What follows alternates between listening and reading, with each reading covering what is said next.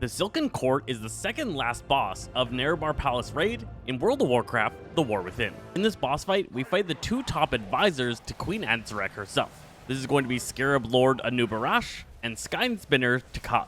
These two bosses each have unique ability sets and share a health pool, so you're going to want to burn them at the same time. Starting the fight off, Takaj is going to be casting Poison Bolts. This is a poison debuff that stacks up on his current target, and you're going to want to make sure your healers are removing this poison as often as possible, because it stacks up really hard and it's going to melt your tanks. anub'arash will occasionally cast Piercing Strike, which is a stacking debuff that increases its damage dealt every time by 100%. Ideally, whenever one of these Piercing Strike goes off, the tank should switch targets. anub'arash will regularly cast Impaling Eruption. This is going to create a large cone effect centered on one player. All players need to get out of this before a set of spines erupts from the ground underneath and does massive damage and impales those targets. Where Takaj is going to cast Venomous Rain, which will mark several players with green circles. Everyone needs to get out of those circles before an eruption of damage hits, and anybody that gets hit by these circles get a debuff that ticks for 20 seconds. Takaj will regularly teleport around the room, and you're going to want to move a noob to follow him around as often as you can. Web Bomb is going to create several large gray swirls around the zone, and after delay, create web areas at those locations. These are going to be important later for the fight. In the center of these webs is a cocoon. If a player touches the cocoon, it destroys the webbing, and it'll tie that player to one other player that was also within the extents of the webs. This will create a tether between them that will be broken if they get too far apart. Ideally, you're going to want to assign groups of people that are in charge of taking care of this mechanic. The sets of people should coordinate and move into the webs, sharing them and grabbing onto those tethers, then staying close together to keep their tether intact. Next up, occasionally a noob is going to burrow down underground, move across the stadium, and then erupt, dealing damage beneath where he erupts from. Then he'll create a thick line across the room. This is where those tethers come in place. After a delay, he'll charge down this line, and if he hits a wall, he does massive damage to the entire group. To stop this, you need to trip him up as he does his charge. Have players that have the tether between them move along this line so the tether stretches across the line, will cause him to trip up on those tethers and become stunned. This will give you a decent opportunity to burn onto him and make sure that he doesn't make it to the wall. On heroic difficulty, this goes up to 2 different tethers have to be in his way to get him to get stunned, and on mythic difficulty, you need 3 tethers. It's pretty much an instant raid wipe if he ever makes it to the wall, unless you get ridiculously overgeared. Also throughout this phase, a noob is going to do Call Scarabs. This will summon several little scarab mobs. These guys are going to focus targets, move towards them, and try and attack them. You need to slow and stun them for the first little bit until their hardened carapaces fall off. It takes about 12 total seconds. Once the carapaces have broken off, then you need to burn these things down, stopping them from ever making a successful attack against a target. They're also going to build up energy over time, and once they get to 100 energy, they become immune to CC, and they gain a huge movement speed boost. You can't just keep these things CC'd forever, you are going to have to burn them down once their hardened carapace ends. This phase will be 2 different rotations of the charge, and then it'll begin the first intermission. This is Takaj's intermission. He'll jump to the center of the room, and then certain areas will begin getting highlighted by webs. After delay, these webs burst, which deals big damage and roots you in webbing. You need to watch as these webs go out, go and stand on the newest set of webs as the older sets of webs erupt, and then move into the new free, safe zones. Throughout this phase, he has a big shield on him, and you need to break the shield to stop the intermission and begin phase 2. In phase 2, Takaj takes the spotlight. You no longer have to deal with the rampaging charge of a noob, and now you're dealing with a new mechanic.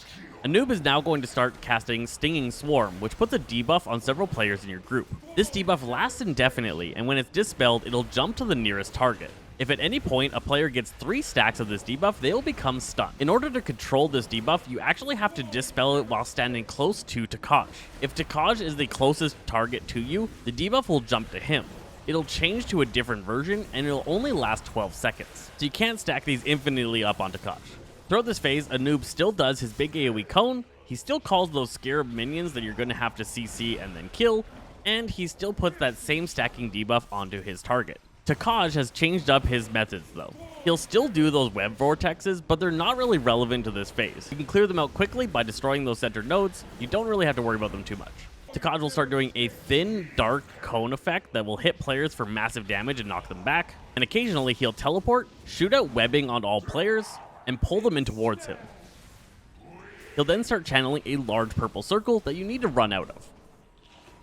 In this phase, Takaj's special ability, he'll move to the center of the room and begin casting Cataclysmic Entropy. If this gets off, it does a massive 4 million damage burst to every member of the party, and then puts an 800,000 damage ticking debuff on everybody, which is again pretty much a raid wipe. In order to deal with this, when Takaj moves to the center of the room, you need all of the players with that stinging debuff to move near him and then get dispelled, stacking the stacks onto Takaj. If you get all 3 stacks on Takaj, he becomes stunned and vulnerable for a short period of time, and you're going to be able to burn into him for some extra damage. The trick to this is that the debuff only lasts on Takaj for 12 seconds. So if at any point a debuff got dispelled and goes onto him before he begins casting Cataclysmic Entropy, you're going to end up messing up and wiping. To handle this, coordinate your players. Pay attention to who has the debuff, and have those players get ready to move into a triangle around Takaj when he moves to the center of the room. All other players should avoid the center when this move is coming up. Once he moves to the center of the room, you start dispelling the 3 players in their triangle, stacking all 3 stacks of Takaj and stunning him. In this phase, Takaj's Venom Bolt is replaced by Void Bolt, which is now magically dispellable but does the same thing. After 2 Cataclysmic Entropy rotations, Anub is going to begin his intermission phase. He'll go to the center of the room and begin creating large rings around the room. You're going to have to sidestep around and avoid getting hit by these rings, all the while burning him down and trying to remove his shield. If you ever get hit by one of the rings, you'll become impaled, and other players are going to need to break you out of those spines. Every time you get hit by one of these rings, it increases the damage you take by the next ring by 50%. This will stack up real quickly if you aren't quick on your toes. At the end of this intermission, we get Phase 3. And in this phase, we're dealing with both of the boss's major mechanics. So you're regularly going to have to grab the tethers and trip up a noob before he finishes a reckless charge, while also coordinating players with the stinging debuff to surround Takaj and stun him before he gets off his Cataclysmic Entropy. In this phase, all of the different abilities from all the different phases are active, and this is an absolute cluster. And finally, in this phase, anub'arash gets a new skill called Unleashed Swarm. This is ramping damage that ramps up over 9 seconds and is going to need a raid-wide cooldown or 2 or 3 to be able to survive. The ramping damage is intense, and you're going to need a lot of damage reduction as well as to stack up nice and close. This phase is entirely timing based, and it is not HP percent based, so you should lust on pull to get as much advantage as you can of stacking the 2 guys together and burning them down. Let's talk about Mythic now, because it gets way harder, adding only 1 new real mechanic, but it makes things way more of a pain. At the start of the fight, both bosses are going to have a ring around them. After delay, those rings erupt and mark all players within those rings with either Mark of Rage or Mark of Paranoia. Any player that does not start the fight with a mark on them instantly dies, so you have to have your players coordinated and split your group evenly between these 2 nodes. Now, throughout the fight, whenever a player gets hit by one of the boss's main mechanics, and a lot of those are unavoidable mechanics, you will drop a mote, either a mote of Paranoia or a mote of Rage. And a player with the opposite buff needs to go and pick up that mote.